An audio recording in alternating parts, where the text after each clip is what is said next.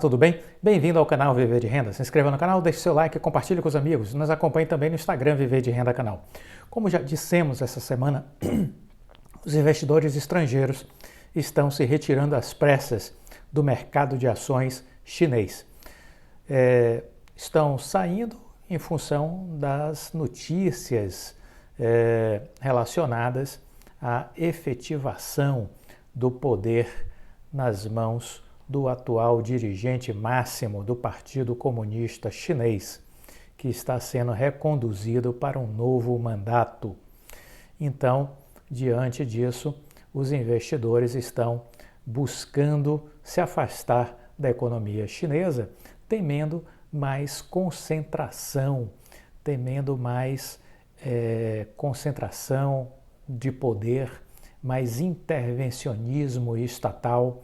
Essa consolidação do poder do presidente Xi Jinping não está sendo vista com bons olhos, está sendo vista como um grande risco, com a expectativa de que essa remodelação da liderança trará a continuidade de políticas intervencionistas, com mais presença do Estado, e assim o sentimento estrangeiro em relação às ações chinesas está em baixa nesse momento, nessa fotografia inicial que nós temos com relação à política e à economia chinesas.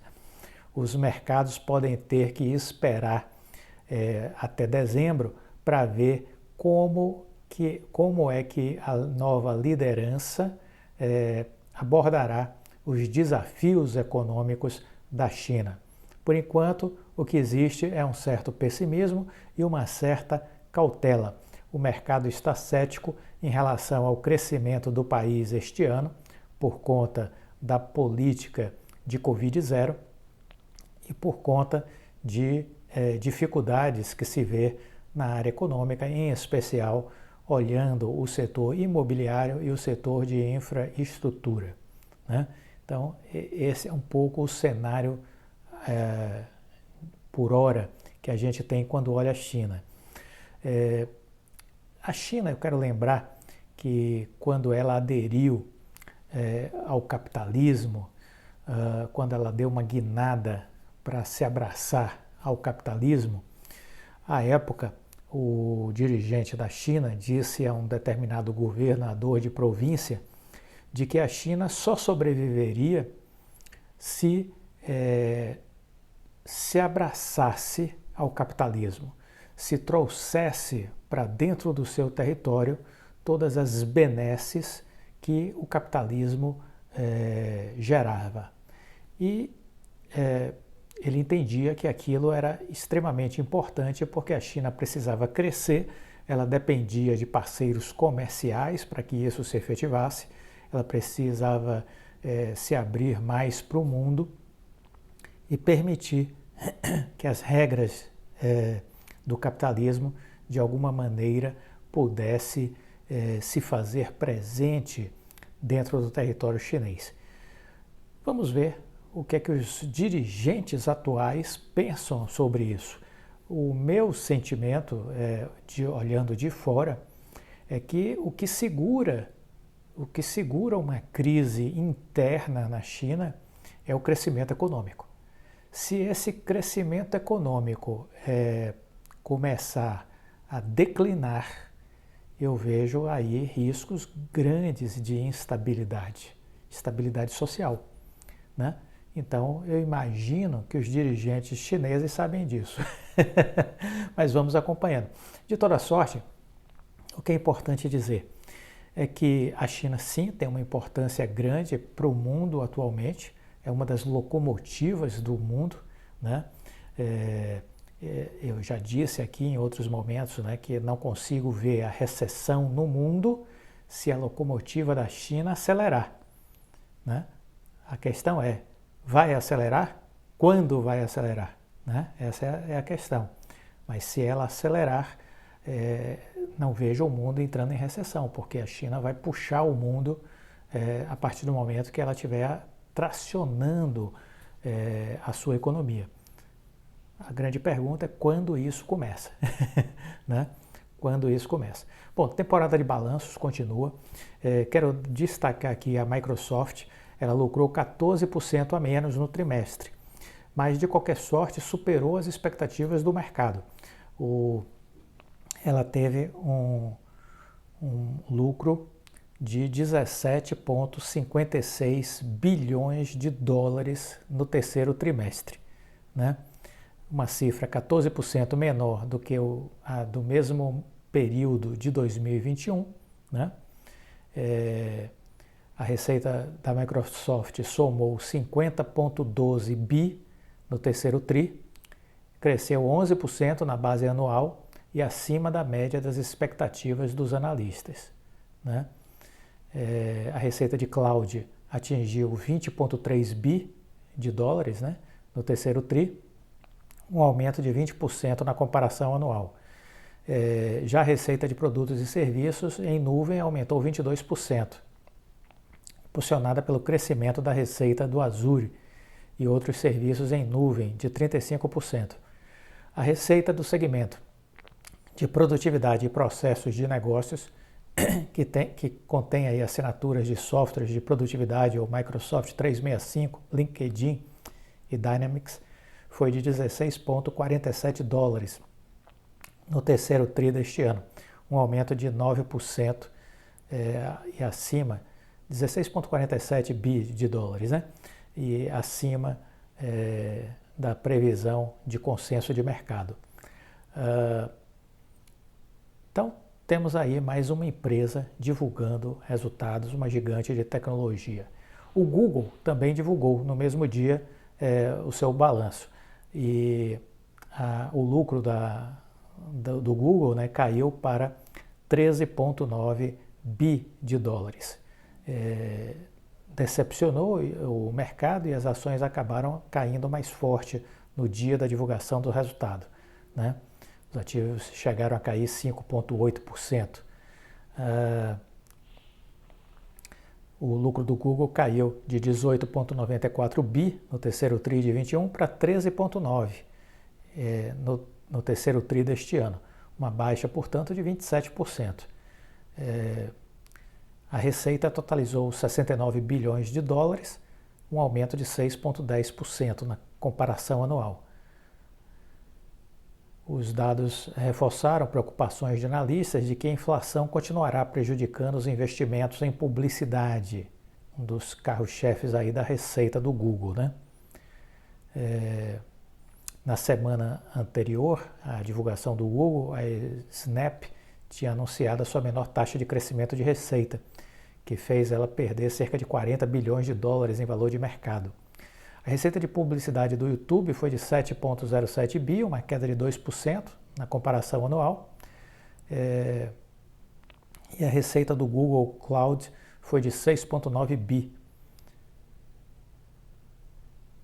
Então, o mercado continua monitorando aí os temores, né, com relação a uma recessão.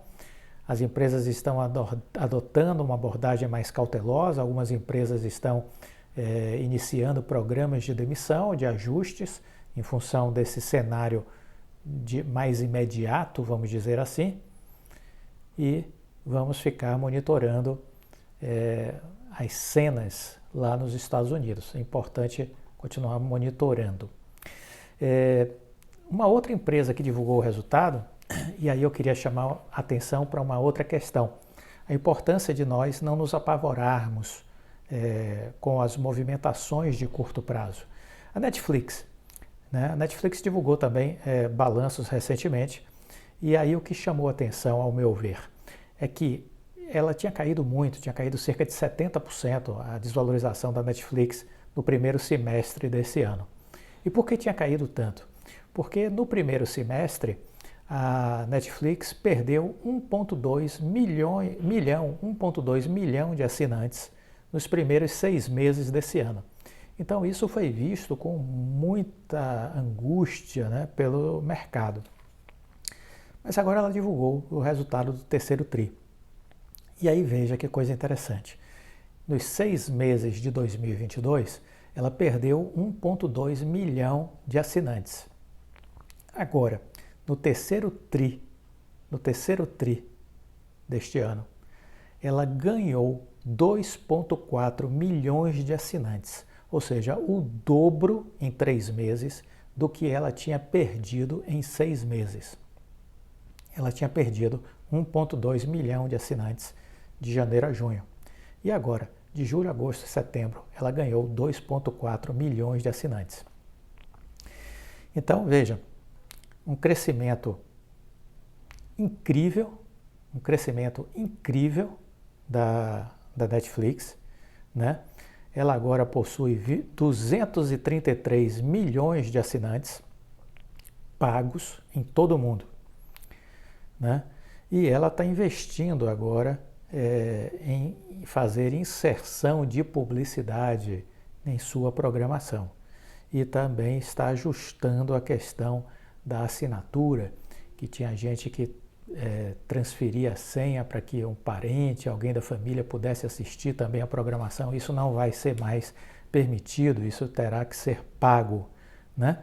Então, a empresa se ajustou, a empresa está se ajustando, né? Vai ter mais receita por conta dessa questão da assinatura, por conta da questão da publicidade, por conta da recuperação dos assinantes perdidos e da aquisição de mais 1,2 milhões. Então são 2,4 milhões, recuperou 1,2 e ainda ganhou mais 1,2. Tudo isso mostra que no longo prazo as empresas vão se ajustando. Então aquele investidor de curto prazo que se apavora, né, por conta de um resultado ruim durante 6 meses, sai vendendo a ação na baixa, sempre se arrepende, né? Porque se você não saiu na alta, por que vai vender na baixa? Não faz sentido. A baixa, como diz Warren Buffett, é o momento de se ir às compras, né? É o momento de se ir às compras e não de ficar vendendo. Olha, uma outra coisa interessante, público de shoppings ainda está 20% abaixo da pré-pandemia. Vamos falar sobre isso. Mas aqui eu quero reforçar agora o seguinte, se você se sente inseguro para a tomada de suas decisões na bolsa, não sabe adotar qual a melhor estratégia, quais são as melhores empresas para investir, momento de entrada, momento de saída, você tem dúvidas sobre o cenário macroeconômico brasileiro, né? Tem dúvidas sobre o que está acontecendo na Ásia, na Europa, nos Estados Unidos. Olha, acompanhe os nossos estudos que são divulgados todo mês na seleção de empresas. Acompanhe os nossos estudos porque você vai ter informação de qualidade para que você se situe em relação às coisas mais prováveis que vão acontecer e ao mesmo tempo vai ver uma lista de 7, 8, 9 empresas que me chamam a atenção porque eu estou investindo, eu estou estudando. E assim você vai poder ter uma base, um espelho para você traçar as suas estratégias e fazer as suas escolhas. Você vai se sentir mais seguro e mais confortável na hora de tomar suas decisões. Então, assine a seleção de empresas, apenas R$ 180. E fique atento, porque agora em dezembro nós vamos abrir o período de renovação. Porque o assinante da atual seleção de empresas, ela é um período que vai de fevereiro deste ano, tem os relatórios mensais, quem assinar agora tem todos os relatórios retroativos, né? E ela vai até janeiro do ano que vem. Então, agora em dezembro você tem a oportunidade de renovar sob condições especiais. Quem é assinante vai poder renovar a seleção de empresas para 2023 com condições muito especiais, então fique atento, a gente vai divulgar aqui, né? Se você é assinante, diz se está satisfeito com a qualidade do trabalho que a gente está entregando, que a gente faz com todo carinho, com toda atenção e dedicação para lhe oferecer um pouco da nossa visão e da nossa experiência. Bom, voltamos à questão dos shoppings. O público de shoppings ainda está 20% abaixo do período pré-pandemia. Quem disse isso foi a Abrace, né?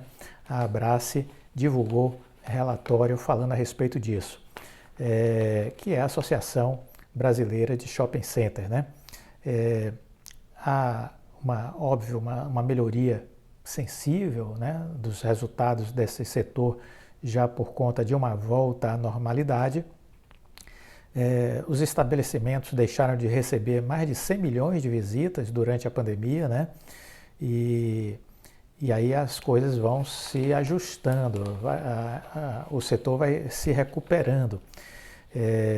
Uma pesquisa qualitativa feita pela Abrace captou uma queda de frequência dos visitantes mais assíduos, pessoas que tinham o hábito de ir até 6 vezes por mês aos shoppings, estão agora frequentando 4 ou 5 vezes. Então eles captaram aí uma redução, né? E eles estão vendo aí duas hipóteses para explicar esse comportamento. A primeira é de que boa parte dos shoppings está localizada em regiões de escritório, ou seja, muitos visitantes eram trabalhadores que entravam nesse shopping na hora do almoço ou após o expediente, e hoje parte desse público ainda trabalha em home office ou trabalha alguns dias de home office e, consequentemente, a frequência não é a mesma da saída dos escritórios para o shopping, né? Essa é uma das ideias. Um outro fator que está sendo analisado é o aumento de vendas no e-commerce. Pessoas buscam na internet, desde livros até eletrônicos, roupas, calçados, alimentos, e isso acaba reduzindo uma parcela do público que ia presencialmente fazer compra nos shopping centers. Então o mundo físico cobra preços mais altos, porque tem menos concorrentes ao lado. Na internet os preços são mais baixos em comparação, porque é mais fácil comparar e encontrar oportunidades de preços, né, melhores que favoreçam o consumidor. Além disso, as pessoas se tornaram mais bancarizadas e podem comprar online, disse Lorraine Pazeto, executivo da empresa de tecnologia de varejo Grupo F Câmara. De qualquer modo, as vendas dos shoppings no Brasil, elas caminham para um crescimento este ano de quase 30% na comparação com 2021. E em termos nominais, sem levar em conta a inflação, atingirá provavelmente a marca de 202 bilhões de reais, de acordo com a estimativa da Associação Brasileira de Shopping Centers. Em termos reais, descontando a inflação, a alta prevista é de 18% para este ano. Se for confirmado efetivamente, o resultado representará o maior patamar de vendas da história do setor em termos nominais e uma recuperação importante perante 2019, quando houve uma movimentação de 193 bilhões de reais, que foi o último ano antes da pandemia. As vendas no shopping voltaram 7 anos no tempo devido à crise sanitária. Em 2020, o faturamento caiu 33%, batendo 129 bilhões. Foi o mesmo volume de 2013, né? Alguns analistas tinham falado que o setor ia levar 5 a 6 anos para se recuperar, mas estamos vendo que isso vai acontecer em apenas 2 anos, disse o presidente da Abrace. Então veja, os analistas falando em 6 anos para os shoppings se recuperarem, e o que nós estamos vendo é uma recuperação em 2 anos. Então estejam atentos, porque os analistas costumam errar feio, né? Então estejam atentos que existe aí uma dinâmica do mundo onde está havendo uma aceleração das coisas e isso não está sendo entendido por parte da equipe que faz análise aí para bancos e corretoras. Bom, eu quero falar do grupamento da Oi. A gente está fazendo um movimento. É preciso que você, acionista, vote. Vote, Assembleia Geral, 18 de novembro, né? Preencha o cadastro, a gente tem divulgado os links e a gente tem defendido também a organização dos minoritários, para que constitua um grupo, para que possa ter representação e possa ser ouvido, possa ouvir e ser ouvido pela empresa Oi. Acreditamos que isso é importante. Vamos lembrar, os minoritários são fracos porque são minoritários, mas se juntarem, se formarem um grupo, os minoritários podem se tornar majoritários e serem fortes. Entenda isso. Minoritário é fraco porque é isolado, porque é sozinho, mas junto pode ser majoritário, pode ser forte. Se você entender isso, as coisas vão melhorar, né? Outra coisa, o aluguel de ações é o que represa o preço das ações da Oi na Bacia das Almas. Então, quem aluga as ações, o acionista, são vocês que estão alugando as ações. Ora, claro, Eu não estou, mas provavelmente muitos que estão me assistindo estão alugando. Então vocês trabalham contra vocês próprios, ok? Porque a ação fica na bacia das almas, represada, e você não ganha dinheiro com isso. O que você ganha é uma bobagem, entendeu? O que você ganha não é nada. Quem ganha mesmo é quem está comprando, fazendo a operação de locação dos seus papéis e ganhando na volatilidade, nas quedas, forçando quedas, trabalhando na especulação do papel. Estes estão ganhando. Assistam o vídeo que eu divulguei do Luiz Barzi. Né? Estamos com quase 800 milhões de papéis alugados da Oi. É impossível essa ação se movimentar para o alto com esse nível de aluguel. Isso é impossível, impossível. Não há como esperar que a ação suba desse jeito. Impossível. Quem está alugando? Os acionistas da Oi. Então estão fazendo papel de otários, de bestas, de idiotas. O acionista da Oi está fazendo papel de idiota, de besta, de otário, alugando suas ações. Acorda para a vida. É hora de mudar esse jogo. Só você pode fazer isso. Gostou do vídeo? Deixa o like, compartilhe com os amigos. Fique com Deus e até a próxima. Tchau.